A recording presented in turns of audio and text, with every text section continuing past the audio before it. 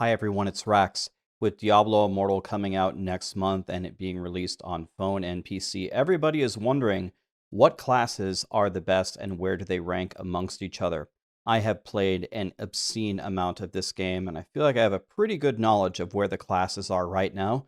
So let's dive in and see which classes are the very best in Diablo Immortal. First of all, let's quickly go over the methodology on how we're going to rank everything. All the classes are going to be ranked first, which is the best, through sixth in all the categories below. First, we'll talk about solo play, which is the overall power level and quality of life when you're just playing by yourself. Boss killing is extremely important in Diablo Immortal. Every single class can mow down the little lesser minions, but how fast you can kill the huge bosses makes a huge difference. We'll look at challenge rifts, one of the very important game modes. How well can they clear the high challenge rifts, and what's the quality of life there? How much can they contribute in dungeons? You're going to be in dungeons a lot trying to farm your set items and gaining XP. How well do they perform there with a team? And then we'll look at PvP, which is their ability to win the PvP matches, and we'll also give some classes extra points if they're easy to play. Then we'll look at the casual category. How far can this class go if you're just playing by yourself with very little game time and maybe not a lot of skill? We'll put all that together and we'll come up with an overall ranking and put all the classes 1 through 6 in Diablo Immortal. Remember the golden rule: play what is fun to you. Don't worry about what my tier list or what any other tier list tells you. Whatever looks good to you, go for that. And every class in this game is pretty good. You're not going to pick something and be way behind just because of that decision. One final note before we get into the tier list is Diablo Immortal is constantly being updated. It changed drastically from the tech alpha to the beta, and I am expecting it to change on launch, and they'll probably patch more things right after launch as they continue to iterate on the game. The class ranks over time will certainly shift as development continues. So if something you want to play is a little low right now, I'm sure one day it'll climb to the top. Coming in last place, we have Wizards, and I've got bad news for all the Wizard players out there. It's not looking too good for launch. Really, Wizards score toward the bottom for every single category except boss killing, but that rank is a little bit deceiving. There are really only 2 good classes at boss killing, and Wizard just happens to be the least bad of the remaining 4. Which is why they end up in 3rd. For solo play, Wizards are just not the best. They're not the best at AoE. They're not the best at single target. They have decent movement, but not the best movement. They're not the easiest to play either. It's overall just going to be a little bit of work playing solo, and one constant piece of feedback that was given while leveling up in the game is Wizards had some of the toughest times. So it's going to be a bit rough. In challenge rifts, they're last, again, for most of the same reasons. Now, I did see the highest and most powerful wizards. They still did get some very nice clears in the alpha and the beta, so it is possible, but you're going to have to work for it. In dungeons, same reasons. There's really no reason to bring a wizard. They don't give great buffs, don't have mega damage, no real reason to bring them over any other class. In PvP, the thing that prevents them from getting last is a beautiful ability called Black Hole. If you hit a bunch of the enemy teammates with Black Hole, it is almost certain death for any class except for maybe a Barbarian. If they didn't have Black Hole, though, they would be in huge trouble. For all these reasons, for a casual player, there's no real reason to recommend Wizard. The nice thing is their gameplay is a bit straightforward, and they do have teleport, so they're not the worst. But overall, if you take all the different categories into account, they're in last. Their best skills are Black Hole, especially for PvP, and also in PvE for gathering stuff, Teleport, which lets them move around, and the big old meteor that they can summon, which can combo into other skills. For the future of Wizards in Diablo Immortal, I would ask Blizzard, what exactly is the class identity here? What do we want Wizards to be? I can answer this very definitively for the other 5 classes, but I really don't have any idea where Wizard fits into the meta. Coming in 5th is the Monk, and the Monk was one of the least played classes and probably one of the least understood.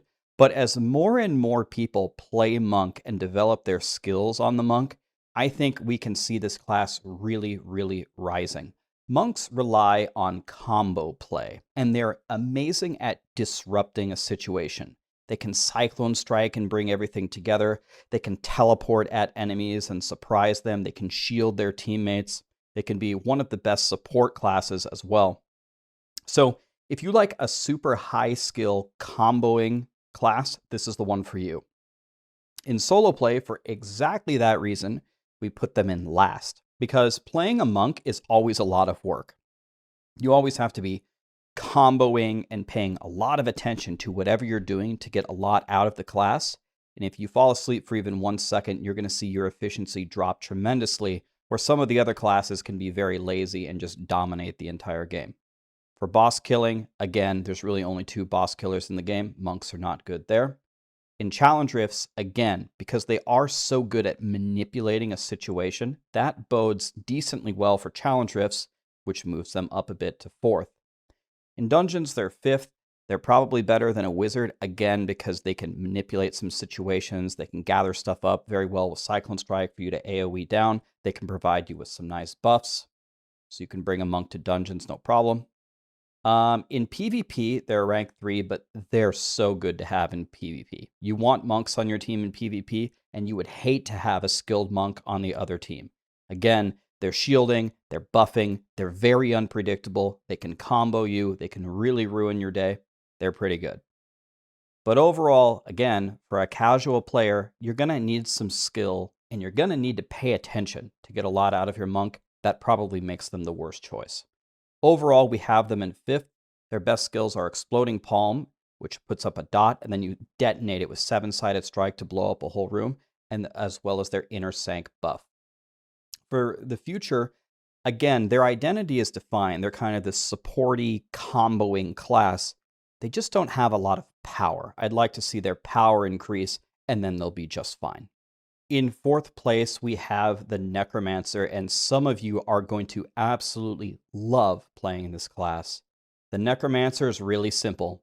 You make a lot of summons, and then you detonate them with Corpse Explosion, and then you use your main attack to have an amazing ultimate with Soulfire.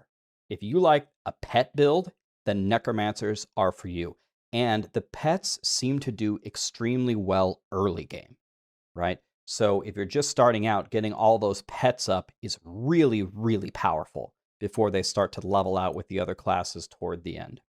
For that reason, in solo play, they're pretty good. If you can get your army up, you're marching forward and dominating everything. Necromancers are so good at dealing damage to big bosses and very tough elites. They're one of the very best. And do not downplay how important that is in Diablo Immortal. Again, any class can mow down all the trash. It really comes down to how good are you at killing bosses. In challenge rifts, they fall down a little bit. It's hard to do as well with a summoner build in a challenge rift. You would like to have more control over the situation yourself. Again, the top necromancers can still put up crazy clears, but I think it's a little bit harder with a bunch of minions rather than doing it yourself. In dungeons, they're pretty valuable. They can provide some buffs. And again, they have an army of minions that deal massive damage, but the main selling point is they kill the bosses quickly, which is really what matters. In PvP, they're pretty good, kind of middle of the road, nothing huge to say about here. They have pretty bad mobility, though, which is always rough in PvP. For casuals, they're pretty darn good. Again, does an army that follows you around sound good, that just kills everything? I mean, that's the way that it goes. Overall, we put them in 4th. Some tier lists might have necromancers a bit higher, and that, of course, could totally be rationalized. Their best skills are Corpse Explosion, all of their summons, and of course, the Soulfire for the ultimate. Probably the thing that necromancers need the most is they need to be able to move around better. There's one other class that suffers this same fate as well that we'll get to in a second. Coming in at 3rd, we have the Barbarian. And one could make the argument that the Barbarian should be higher than 3rd, and I wouldn't have much of a reason to argue there. But the Barbarian is very powerful at a lot of different things. They can solo farm very well with Whirlwind and Hammer the Ancients. But one of the really defining qualities of a barbarian are the buffs that they bring. You want a barbarian in all the group play, so that makes them extremely valuable in groups and a little bit less valuable in solo, especially because for the boss killing, we have them in last. Again, not everybody is good at boss killing. Barbs are no exception to that trap. So for solo play, again, you can have a perfectly fine time with Whirlwind and Hammer the Ancients and go through. They're not quite as fast as some of the other classes, and they just don't quite have the damage as some of the other classes. So you're losing a lot of their value by playing by yourself. We already went over boss killing. In challenge rifts, they are amazing at getting through the actual level. They can gather everything up, they can whirlwind it down, and even though they're melee, they have a little bit of lifesteal on their primary attack, so they can stay alive. The problem is when you get to the end, you fight the boss, it is usually a multi-minute fight, and you only have 10 minutes to clear the entire thing. So that's where they struggle. In dungeons, they're super valuable. Again, it's group play. They bring a ton of amazing buffs. They can help out with Whirlwind. They can deal okay damage on the boss. You want at least one barbarian playing with you, especially if they're going to give you sprint and you're slow. In PvP, they are absolutely amazing.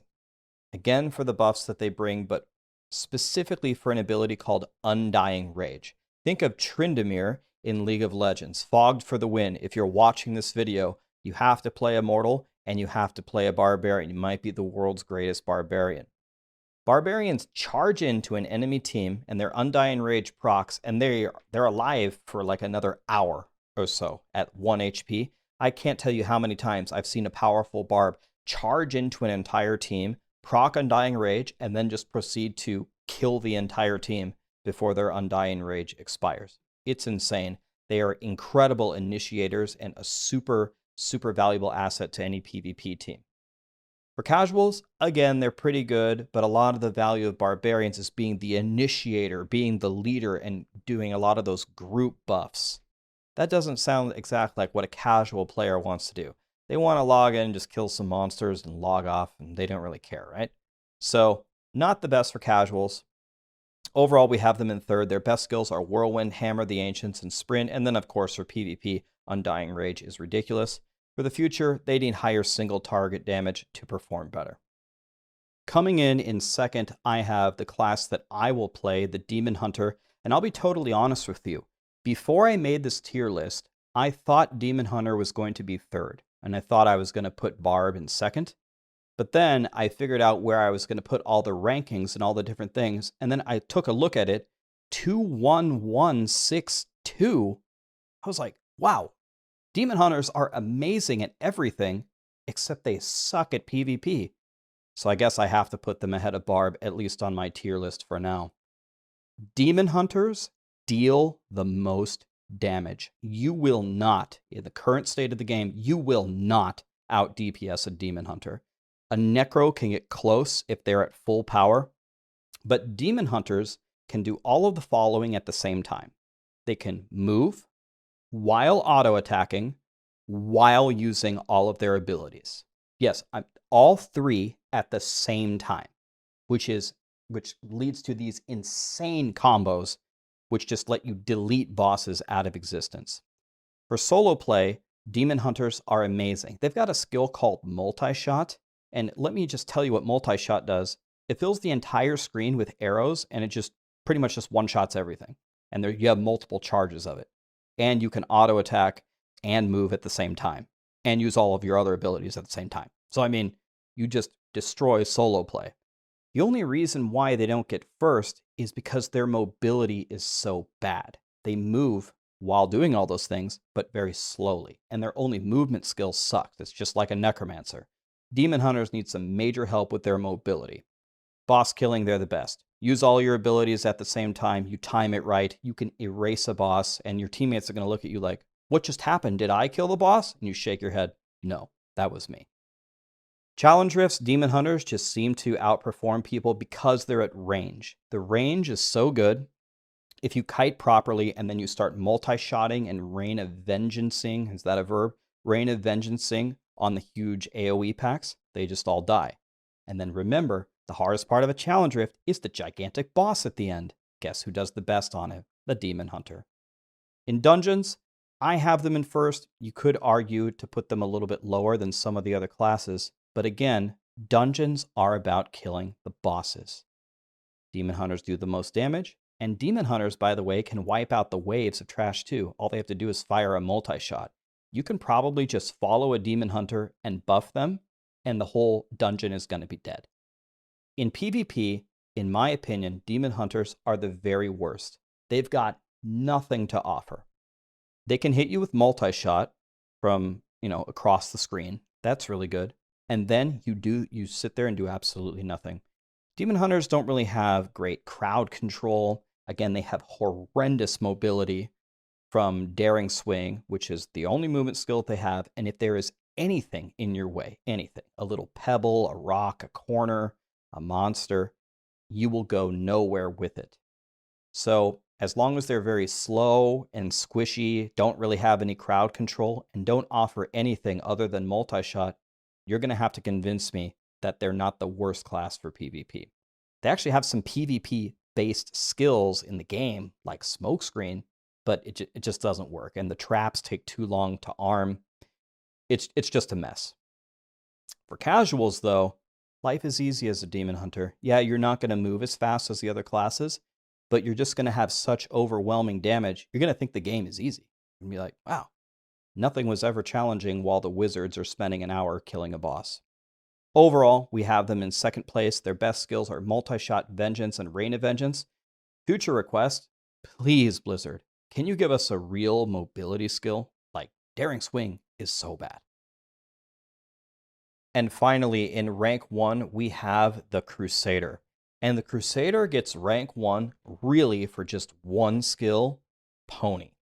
Pony is the most ridiculous overpowered thing I've ever seen.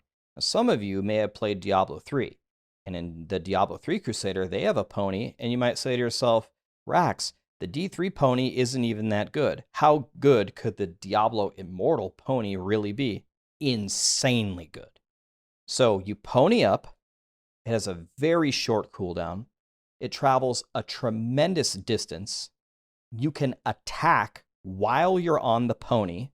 You can make the pony AoE stun everything. And if that wasn't enough, the pony has chains that drag enemies forward with you. So you pony up, you drag the whole world forward a huge distance, and when you land, they're clumped in a nice little pack for you to AoE detonate. How ridiculous is that? It's got to be the best skill in the entire game for any class. For solo play, you've got pony. You don't need anything else. I don't think any player even knows what the other Crusader skills even do. If you've got pony on your bar and you mash your skills as you pony forward, the whole world is guaranteed to die.